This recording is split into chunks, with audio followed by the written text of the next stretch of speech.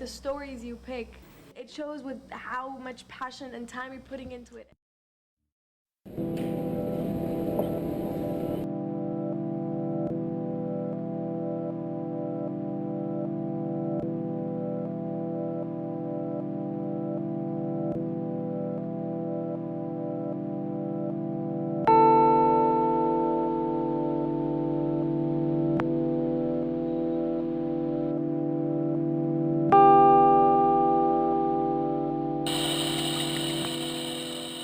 I'm a video journalist. In all likelihood, you've probably heard the name, but I suspect you don't know what I do. I'm a page in a book that is yet to be written. In fact, there's around 30 others just like me. Lost pages. In the last 5 years, I've begun to piece those memories together.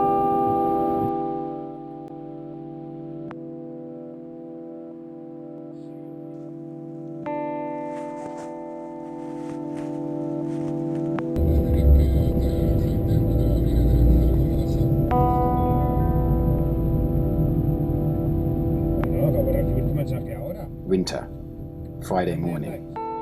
I'm heading back to London from newsXchange in Barcelona.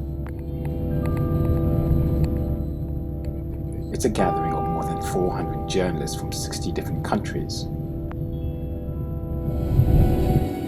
Accepting an invitation from Taki from Japan's broadcaster NHK, we look at different approaches to journalism story form.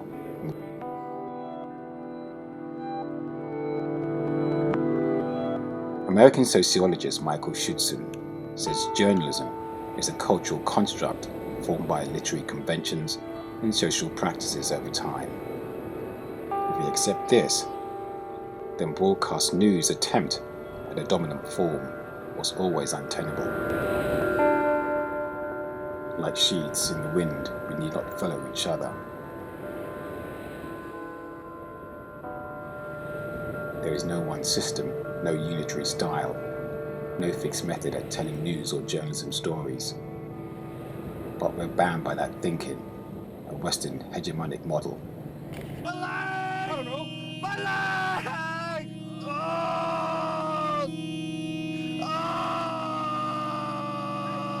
That's not really revelatory, but we're having to defend our beliefs around a powerful corpus of opinions that views any changes to journalism as an assault on traditional values. I'm very, very interested in what you're doing. I didn't know too much about video journalism before I started to look at your work. And from what I've seen, it looks to me, and I'm going to sort of compare it with painting here for a minute. In 1994, when I became a video journalist, I'd had 7 years working across some of the BBC's top shows, Newsnight, Reportage, Radio 4, and ABC News as a journalist.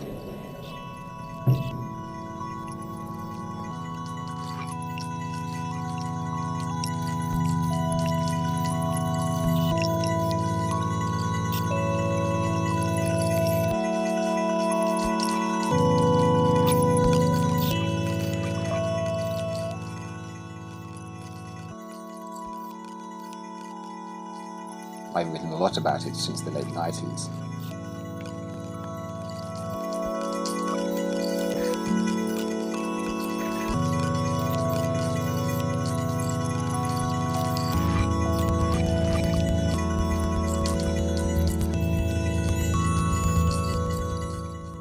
Working for the likes of the Press Association, Financial Times, and with Danish journalists.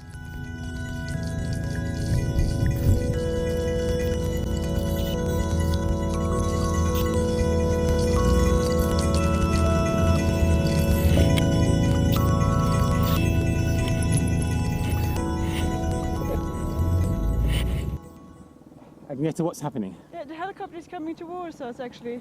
Shit, it's coming towards here. Do you see it? Do you see it? It's coming Come on. over here. Oh, I think it's somewhere. Oh shit.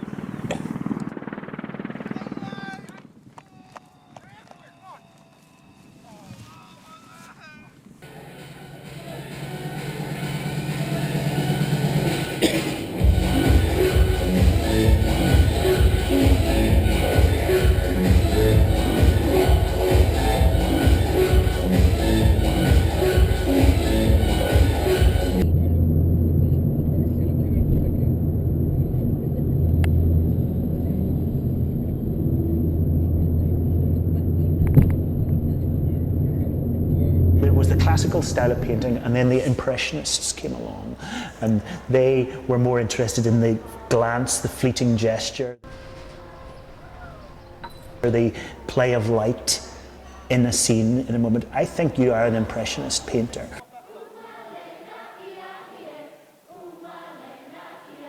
I think that's sort of what you're doing. You're telling stories, you're capturing poetic readings, whatever it is you're doing.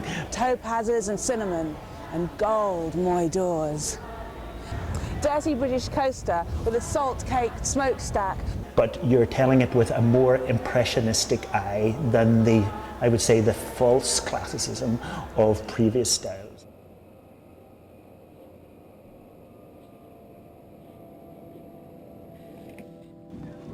When those two snipers pop up, we're not sure whether they're friend or foe. So in the journalist situation, what you just immediately hit the trenches.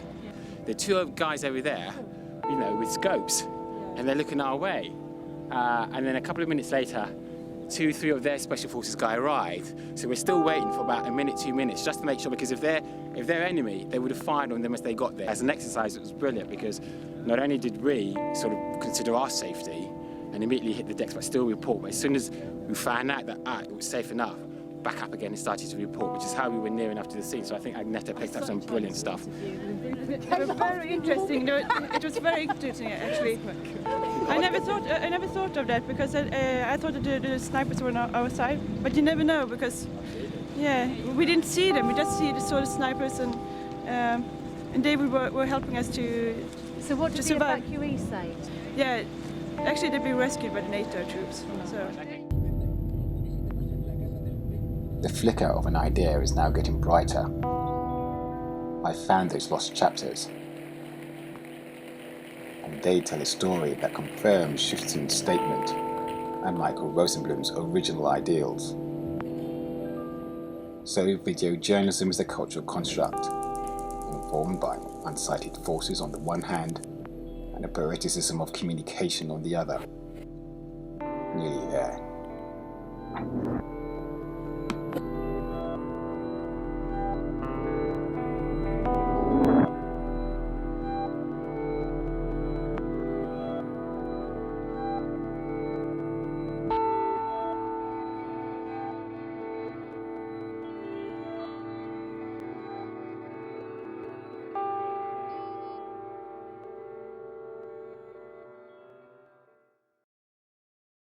You were responsible for video journalism within the BBC.